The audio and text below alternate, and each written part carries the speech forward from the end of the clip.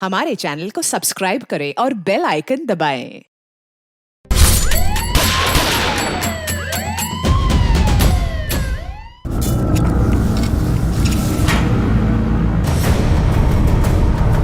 बाकी वहां पर मत जाना, भूत है।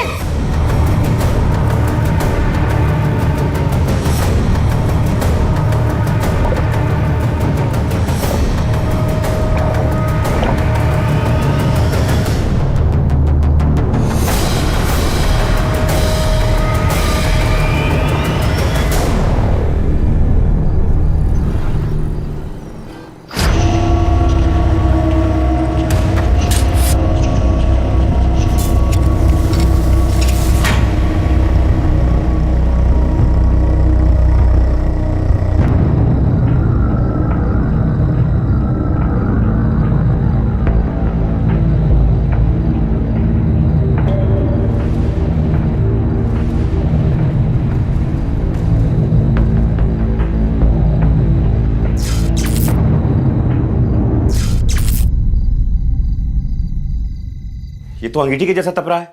हमें क्या पता, हम तो उसे समझाने की अब खड़ी क्या है? जाके डॉक्टर को बुला के लेके आ। गाय भैंसी और बीवी में कोई फर्क दिखता नहीं का?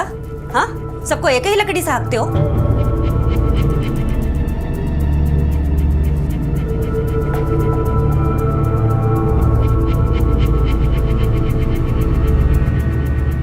क्या जरूरत थी मियाँ बीबी के झगड़े में छलांग लगाने की? तो गलत होता हुआ देखकर सूरदास बन जाए, है ना?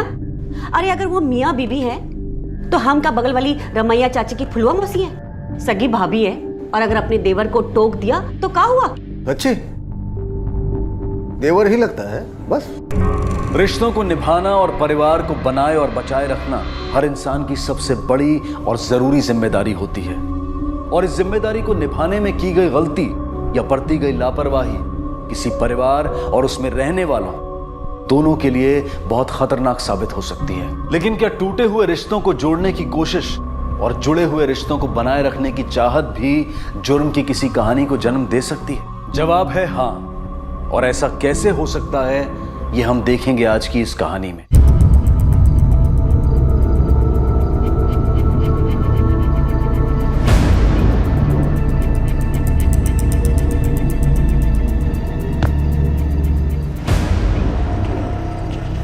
उधर मत जा, बाकी वहां मत जा, वहां भूत है।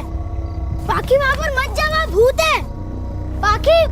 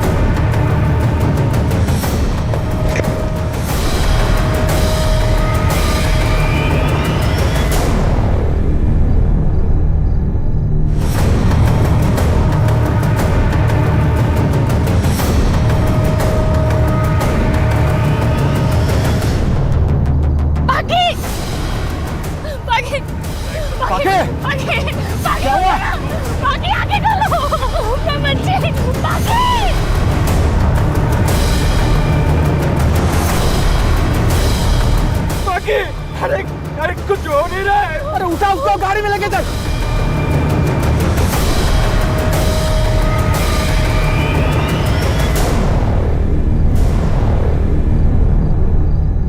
I am sorry. नहीं डॉक्टर साहब, प्लीज मेरे बच्चे को बचा लीजिए डॉक्टर साहब। डॉक्टर साहब कुछ कीजिए ना प्लीज। भागी उठो बेटा, उठो बेटा।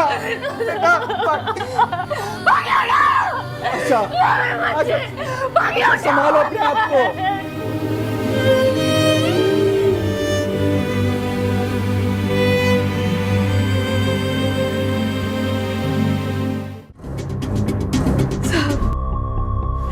बचपन से वो वैसे भी बहुत दुख झेल रही थी। जब से पैदा हुई तब से बीमार थी। आपकी बच्ची को ल्यूकेमिया हो गया है, पर शहर के बड़े हॉस्पिटल में दिखाएंगे ना तो आपकी बच्ची बच सकती है। और आज कई दिन बाद वो खेलने निकली थी। बाबा बाबा देखना। हाँ पाखी देखो, भागना नहीं है और कूदना भी नहीं है। याद है ना डॉक्टर ने क्या कहा है? हाँ, सुई लगेंगी फिर से। वापस लौट कर नहीं आई तो हमने बाहर जाकर देखा, हमें नहीं दिखी। फिर हम कुएं के पास गए, कुएं के पास देखा तो हाँ साहब, पता तो हमें कुएं पे ही चल गया था कि हमारी बच्ची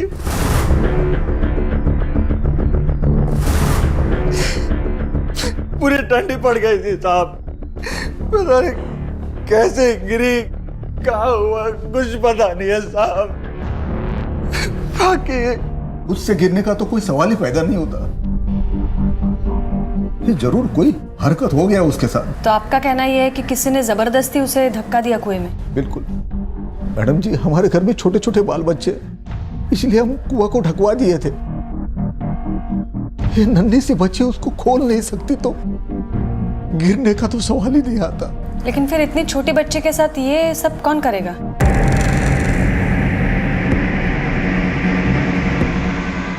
रघुवीर, हमारा भाई।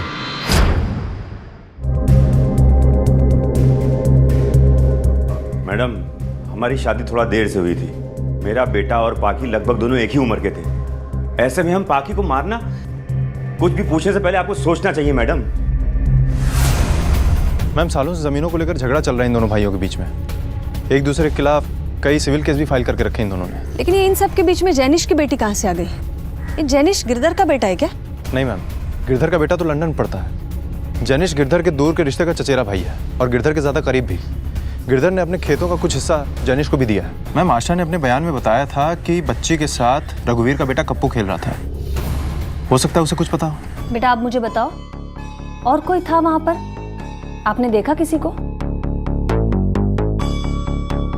बाकी वहाँ पर मत जा, वहाँ भूत है।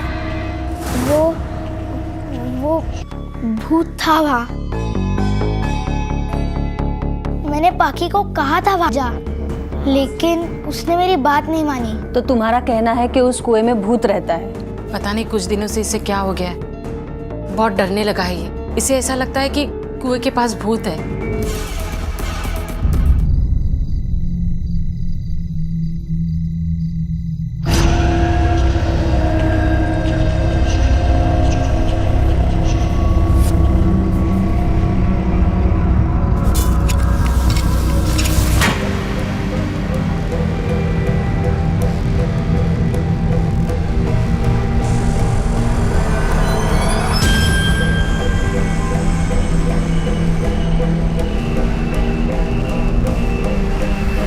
लेकिन डॉक्टर, ये तो ऑब्वियस सी बात है। अगर बच्ची की मौत पानी में डूबने से हुई है तो उसके लंग्स में, पेट में पानी ही मिलेगा। इसमें इतनी चौंका देने वाली क्या बात है? इसमें चौंका देने वाली बात यह है मैडम कि पानी में जो ह्यूमन टिश्यूज मिले हैं वो ह्यूमन टिश्यूज हैं, लेकिन बच्ची के नहीं। नहीं समझा नहीं, आप क्या कहना चाहते हैं? देखिए, मुझे ऐसा लगता है कि जिस कुएं में डूबने से बच्ची की मौत हुई थी उसमें पहले से ही वो ह्यूमन टिश्यूज मौजूद थे जो पानी के साथ उसके लंग्स और स्टमक में चले।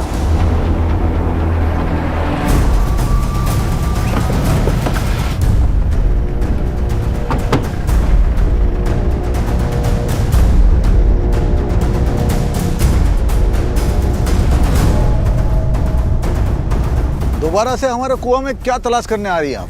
और एक लाश निकालनी है कुएं से। लाश? कैसी लाश मैडम? मैम, कुएं में लाश तो नहीं मिली, लेकिन कुछ और मिला है। कदम चलो।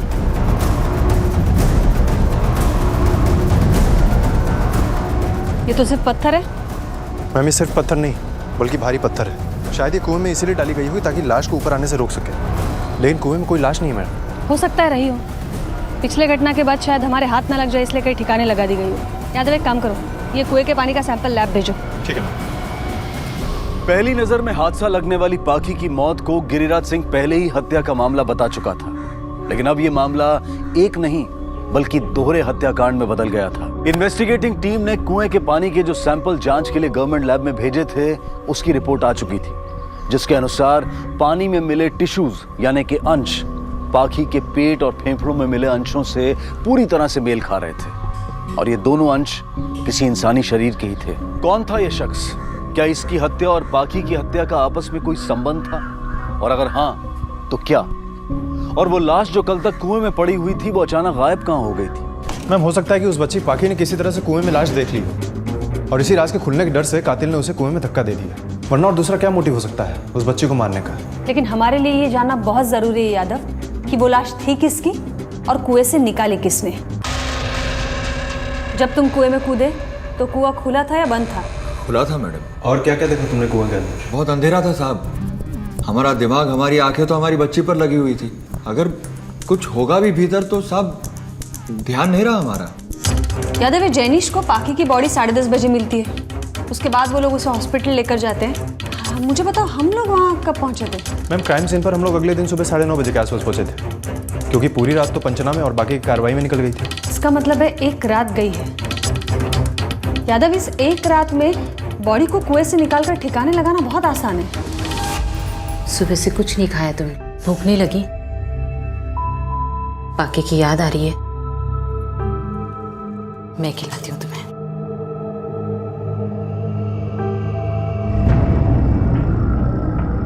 ठीक है, नहीं खाना, मैं तुम्हारे लिए दूध लेकर आती हूँ।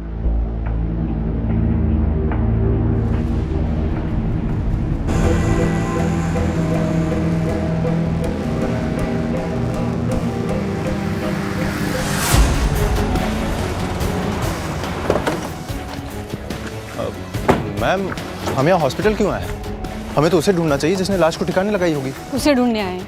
यादव, ये नर्सेस, स्टाफ, वार्ड बॉय, सबसे पता करो बच्चे के साथ यहाँ पे कौन आया था, कितने देर तक रुका था, क्योंकि जो यहाँ पे नहीं आया था वो लाश ठिकाने लगा रहा था। यादव, ये जैनिश की पत्नी, गिरधर और गिरधर की पत्नी, ये चारों लोग लेकर आए थे बच्ची को, लेकिन किसी का टाइमलाइन क्लियर नहीं है। पूरी रात अंदर बाहर कर रहे थे। मैम, काफ़ी भागदौड़ भी तो थी। हमारी कार्यवाही, हॉस्पिटल की फॉर्मेलिटीज़, अंतिम संस्कार की तैयारी, रिश्तेदारों को खबर करना, किसी पर क्लियर शक नहीं कर सकते सिवाय रघुवीर, उसकी पत्नी और उस घर का नौकर जो पूरी रात घर पर थे। हमारी एक ही बिटिया है। हम वो बिटिया की कसम खा के कहते हैं मैडम कि हम निर्दोष हैं। चलो, किसने डाला ये तो पता नहीं है, लेकिन कुएं से लाश निकाली किसने ये तो पता होगा ना। पहले तो आपकी इस लाश का किस्सा ही हमें समझ में नहीं आ रहा है। हम इतने लोग इस घर में रहते हैं, अगर ऐसा कुछ हुआ होता तो किसी न किसी को पता तो चलता ना। देखिए मैडम जी, जब से हम वो कुआं बंद करवाए हैं ना, तब से उसको खोले नहीं है। जिस किसी ने उसको खोला है ना, उसी ने यह कत्ल किया है। सालों से टोटी लगी हुई है हमारे घर में, हम सारा पानी वहीं से भरते हैं। कुएं की तरफ जाते हुए हमें बरसों हो गए हैं। ये एक अजीबोगरीब मामला था, जहां एक बच्ची की मौत हुई थी, जिसके बारे में उसके परिवार वालों का कहना था कि ये कोई हादसा नहीं बल्कि हत्या है, लेकिन इस हत्या का कोई सबूत नहीं था।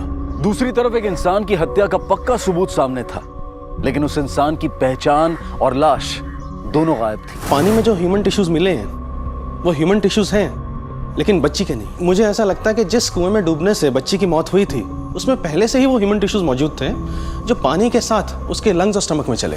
इन्वेस्टिगेटिंग टीम के सामने सवाल कई थे, लेकिन जवाब एक का भी नहीं। अपनी तमाम कोशिशों और कई दिनों का वक्त गुजरने के बाद भी वो वहीं खड़े थे जहां से उन्होंने चलना शुरू किया था। और क्या ये सिर्फ कप्पू का वहम था, या वो कोई ऐसा राज जानता था जिसे वो चाहकर भी बयां नहीं कर पा रहा था?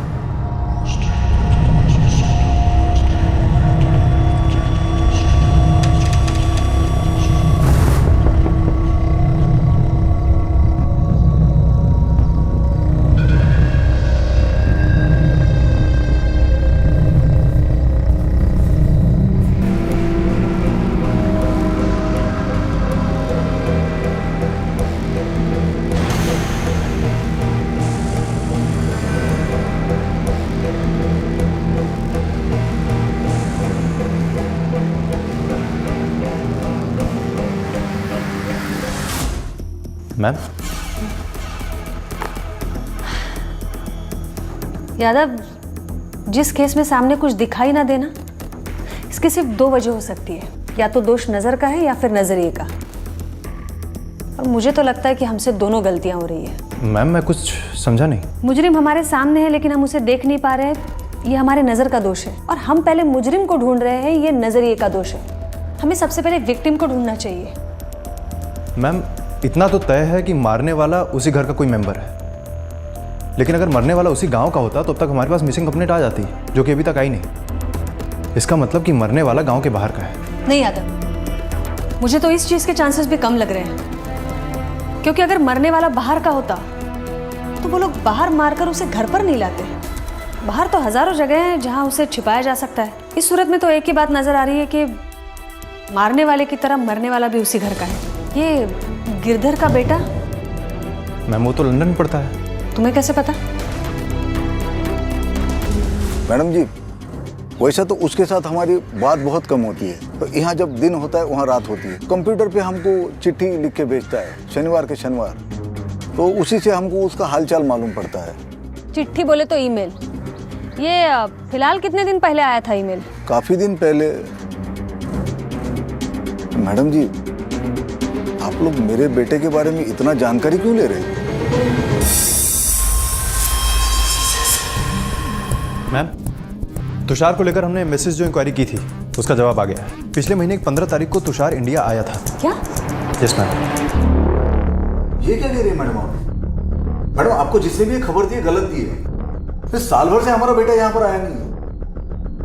जी मैडम, ये सही कह रहे हैं। और ऐसा कैसे हो सकता है कि तुषार लौट कर आए और हमें पता भी ना चले? आपको जरूर कोई गलतफहमी हुई है। आप तुषार से बात करा दीजिए ना इनकी, तभी मानेंगे ये लोग।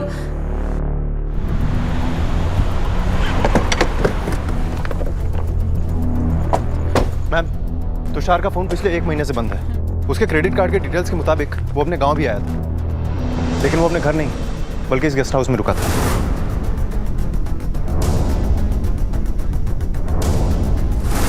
चलो पूछते हैं। हाँ मैडम, इस्लाम का एक लड़का यहाँ रुका था जरूर, लेकिन एक दिन के लिए ही रुका था। Thank you.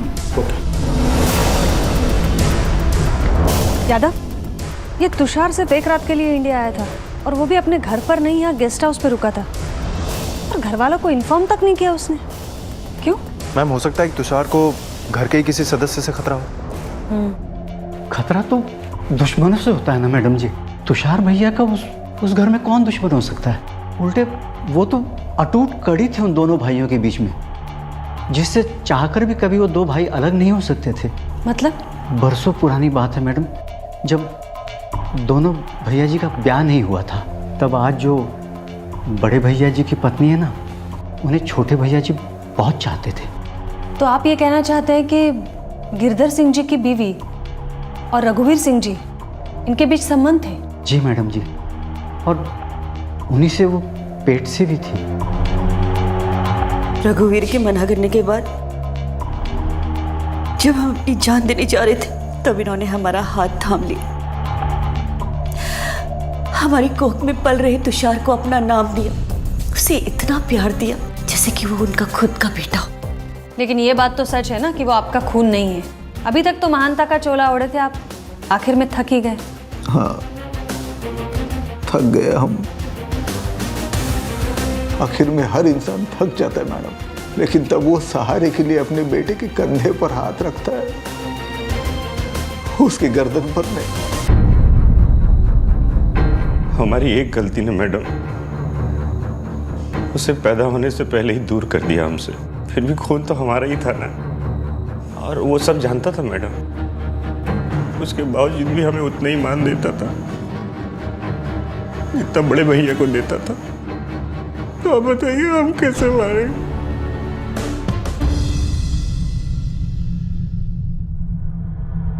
बाकी वहां पर मत जा, वहां भूत है।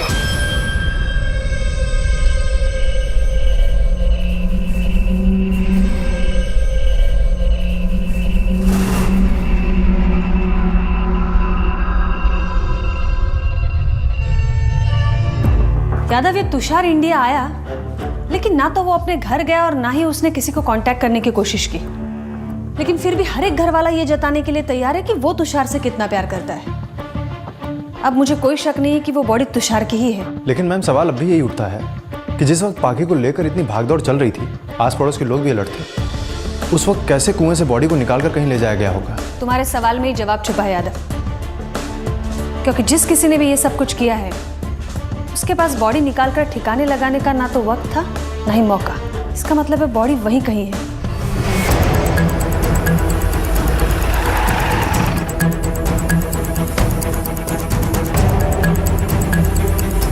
मैडम जी ये क्या तरीका हुआ? हम आपको बोल रहे हैं कि हम इस घर का एक एक इंच छान मारो। तुम लोग अंदर जाओ, तुम लोग पीछे तलाश करो। अरे ये कहाँ भेज रही हैं आप लोगों को? देखिए देखिए, ये मनमानी है। बिना वारंट के ये सब करना आपको महंगा भी पड़ सकता है। यादव चलो। Madam madam madam madam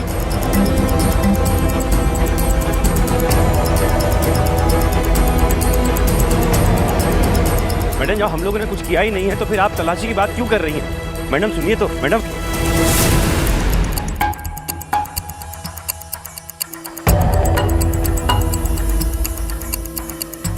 Yadav yes ma'am. ये अभी खुदा है, इसे फिर से खुदवाओ और फैमिली मेंबर्स को अंदर रोकने के लिए बोलो। ठीक है मैम, चलिए।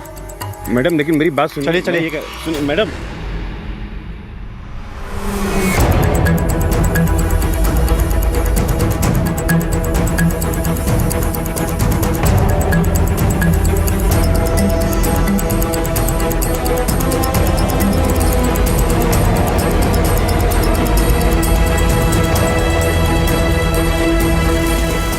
डीएनए टेस्ट रिपोर्ट आ जाने के बाद अब तो कोई डाउट बचा नहीं है कि वो बॉडी तुषार की थी, और जो ह्यूमन टिश्यूज बच्ची के लंग्स में और स्टमक में मिले हैं वो भी तुषार की ही बॉडी के थे। डॉक्टर ये उसकी मौत की वजह और वक्त, इसके बारे में आप कुछ बता सकते हैं? देखिए उसके सर पर बड़ी गहरी चोट लगी थी, इसलिए डेथ तो इमीडिएटली हो गई होगी।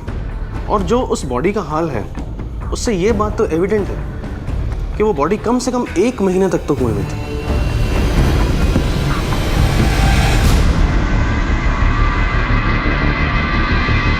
Thanks doctor.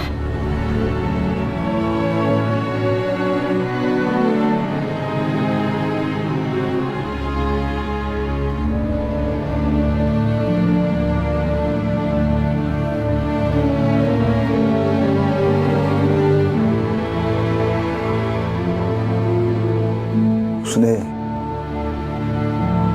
तुमसे कभी कुछ कहा था?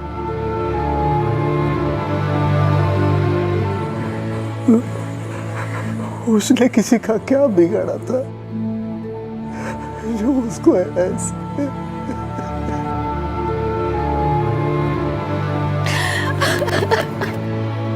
रघुवीर या फिर गिरधर, तुषार का कातिल इन दोनों बापों में से ही कोई एक है।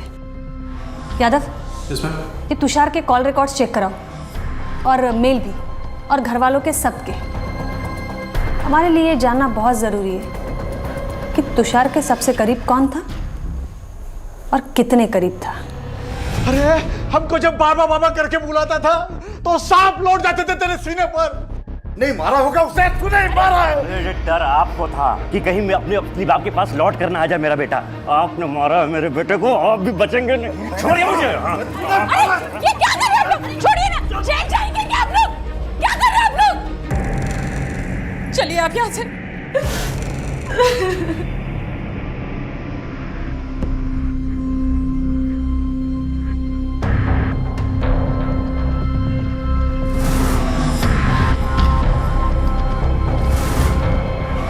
पाखीवा मत जा, वहाँ भूत है।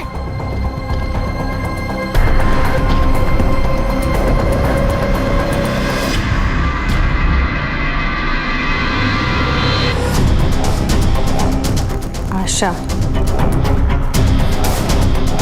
आशा। यादव ये हर दूसरे मेल के बाद तीसरा मेल आशा का है।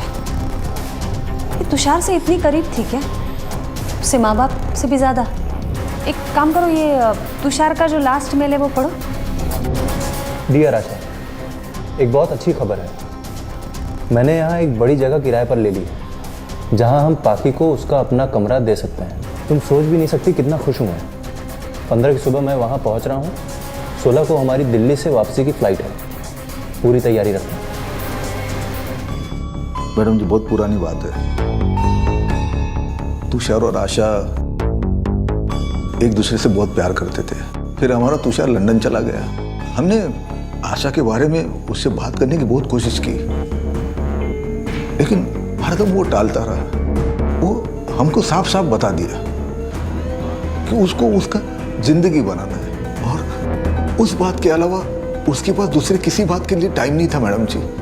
हम समझ गए कि रघुवीर ने जो उसकी माँ के साथ किया वही वो आशा के साथ कर रहा था।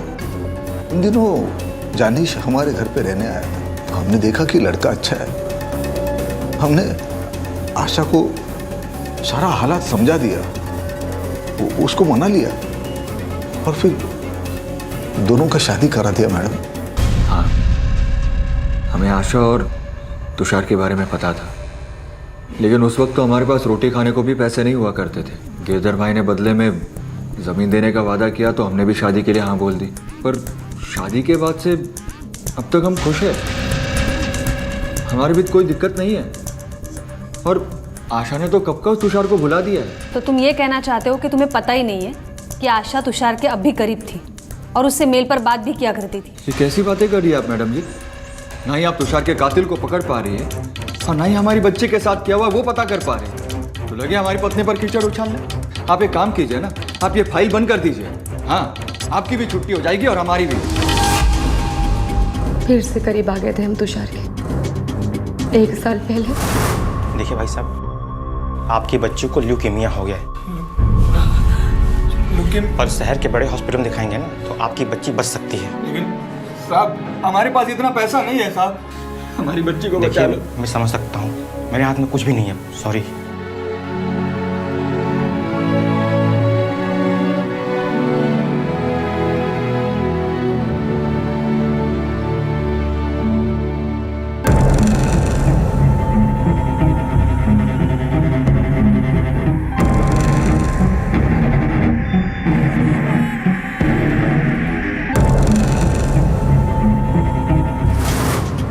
लेकिन इस बार तुषार सिर्फ हमारा दोस्त था, सिर्फ एक दोस्त और कुछ नहीं। उसके मेल पढ़कर तो ऐसा लग रहा है मैडम कि आपका प्यार फिर से जाग उठा हो। उसने तो आपको और आपकी बेटी को अपनाने तक की बात कही है। ऐसा वो सोचता था, हम बिल्कुल नहीं सोचते थे। अच्छा, के बावजूद भी तो आप उससे बात करती रही हैं। उसने तो ये भी लिखा है कि वो आपको और पाकी को लेने आने वाला है, और आपने भी हामी भरी है उस पर। मैडम, दिल पर पत्थर रख के हामी भरी थी मैंने। मुझे लगा तुषार पाकी को विदेश ले जाएगा, उसका इलाज करवाएगा तो पाकी बच जाएगी, पर इसके अलावा मेरे मन में कुछ भी नहीं था। मैं सच कह रही हूँ मैडम। उसने कहा कि वो आएगा और वो आ गया।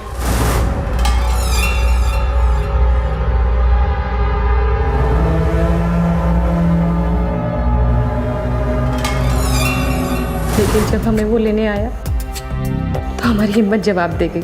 हमने सोचा कि हम अपने पति को वो दर्द कैसे दे सकते हैं जो तुषार ने हमें दिया। हमने तुषार से मना कर दिया जाने के लिए। वो बहुत नाराज हुआ, बहुत चिल्लाया।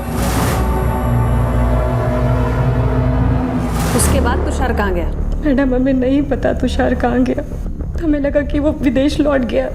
उसके बाद ना ही हमने उसको कोई मेल किया, ना ही मैसेज। पिछले महीने की 15 तारीख को, आपको याद है उस समय कितना बजा था? यही कोई रात को 9 साढ़े 9 बजे का टाइम था। ठीक है, आप जा सकती हैं, ज़रूरत पड़ी तो फिर बुला लेंगे। जी मैडम।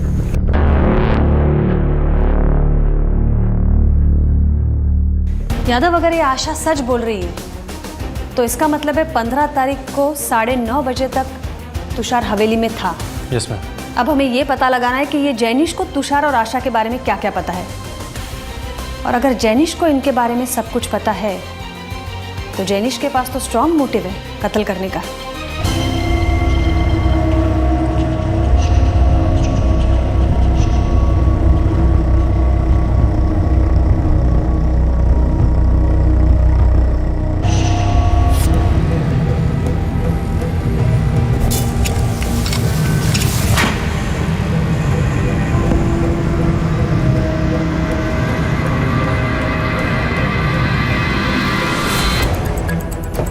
नाम क्या तुम्हारा? बब्बन। ये आशा सिंह यहाँ आती है पता है हमें, उसके अलावा उसके घर से यहाँ कौन कौन आता है? मैम, आशा सिंह के अलावा कभी कभी गिरधर जी आते थे, कभी अकेले आते थे, कभी अपनी पत्नी के साथ आते थे। और कौन आता था? मैम और तो कोई नहीं आता था यहाँ पे। रजिस्टर दिखाओ।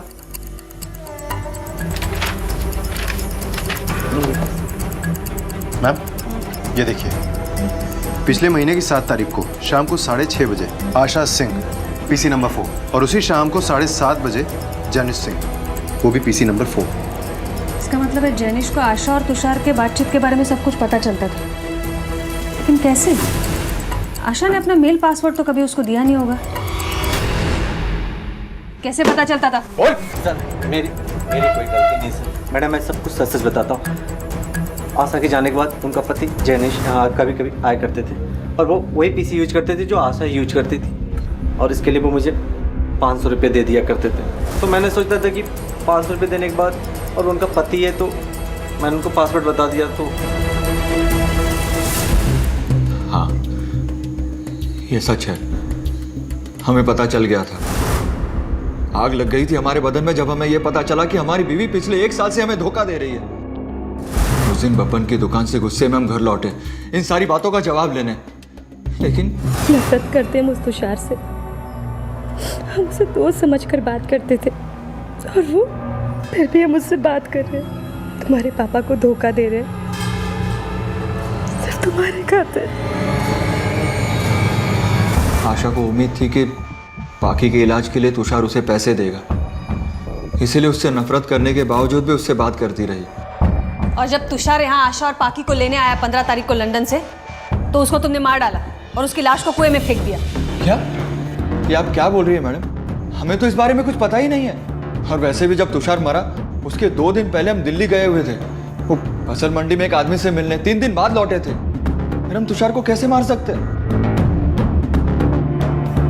मैम जैनिश सही कह रहा था। तुषार की कत्ल वाली रात से 2 दिन पहले वो दिल्ली के लिए निकला था, और अगले 3 दिन बाद वो वापस लौटा, और इस दौरान वो दिल्ली में ही था। लेकिन ये जैनिश ने अगर तुषार को नहीं मारा है तो तुषार का कत्ल किया किसने? मैडम मेरा बेटा कप्पू कहीं गायब हो गया है, और मुझे लगता है ये मेरे बड़े भाई की हरकत है। उसी ने कप्पू को उठाया होगा। मैडम ऐसा क्यों लग रहा है आपको? ये सब करके उनको क्या फायदा मिलेगा? मैडम मन की शांति। उसको लगता है कि मैंने तुषार को मारा है, इसलिए उसने मेरे बेटे कप्पू को उठा लिया है। सीधी सी बात है मैडम। मैडम आप चलिए, ऐसा ना हो उससे पहले कहीं कुछ मेरे बेटे के साथ कुछ उल्टा सीधा। देखिए ऐसा कुछ नहीं होगा। यादव यस मैम, चलो। सुबह से यही था वो। पाखी के मरने के बाद वैसे भी वो कमरे से बाहर नहीं निकलता था। खेलना तो जैसे भूल ही गया था वो, किसी से भी बात नहीं करता था वो। कप्पू का रूम दिखाइए। हाँ ये आपके बेटे ने बनाई है? हाँ, उसे ड्राइंग का बड़ा शौक है, उसी ने बनाई है। मैम ये लॉलीपॉप्स। और लॉलीपॉप्स का भी बहुत शौक है? नहीं नहीं, इतनी सारी लॉलीपॉप ना मैंने दिलवाई है और ना ही उसके बाबा ने। उसे ये पसंद है, लेकिन कभी कभार ही हम लोग देते थे।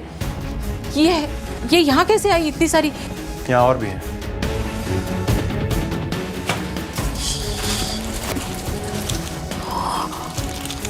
इतनी सारी? नहीं मैडम, हमें नहीं पता इतनी सारी लॉलीपॉप कहाँ से आई। ये माँ बाप ने नहीं दिलवाई तो इतनी सारी लॉलीपॉप उसको दिलवाई किसने? यादव, ये आसपास की दुकानों में पता करो, ये ब्रांड की सबसे ज़्यादा लॉलीपॉप खरीदी किसने? ठीक है मैम।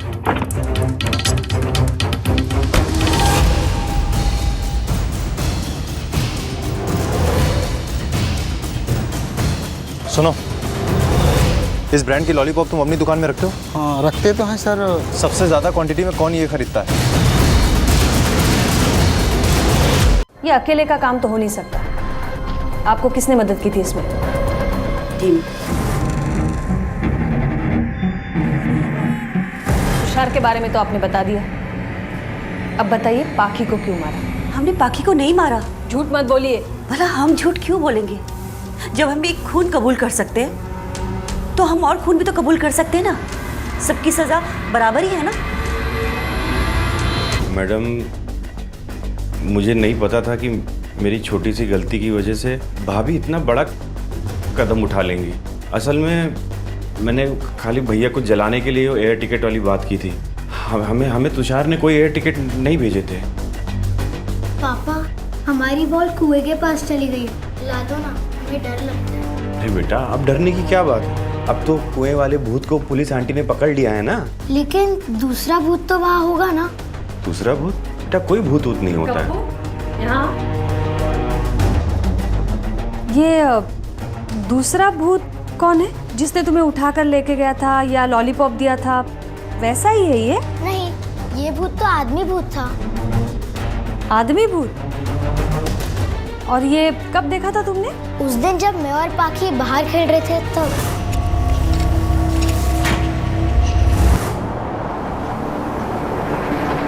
ये सब उसी इंसान ने किया होगा जिससे पाखी के जिंदगी से कुछ नुकसान होता होगा। आपको किसी पे कोई शक है? शक के बिना पर सोचने जाऊं तो लगता है सही सोच रही हूँ। बस साबित करना जरूरी है।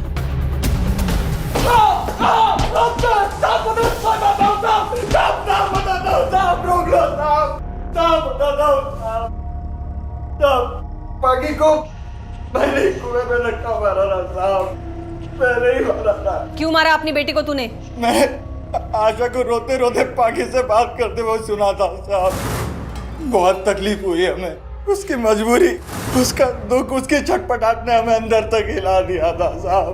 पाखी के खातिर ही ये सब झेल रही थी, और वो पाखी तो आज नहीं तो कल मरने ही वाली थी साहब। बहुत बीमार थी, इसीलिए मैंने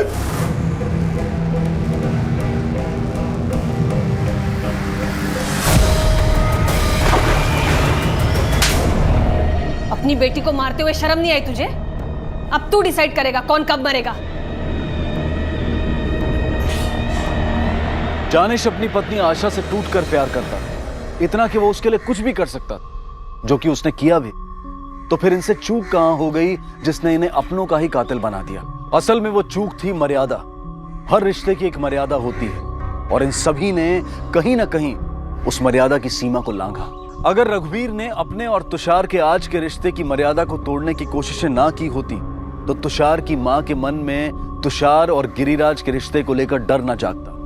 और अगर खुद तुषार ने अपनी मर्यादा का ख्याल रखा होता तो वो परिस्थितियां ही पैदा ना होती जिसमें उसे अपनी जान गंवानी पड़ी, और वो भी अपनी मां के हाथों। आशा ने अपनी बच्ची की जान बचाने की मजबूरी में और जैनिश ने आशा को लेकर अपनी असुरक्षा की भावना में अगर एक दूसरे से अपनी हालत, अपने दिल की बात ना छुपाई होती तो शायद उनकी मासूम बच्ची पाखी आज जिंदा होती।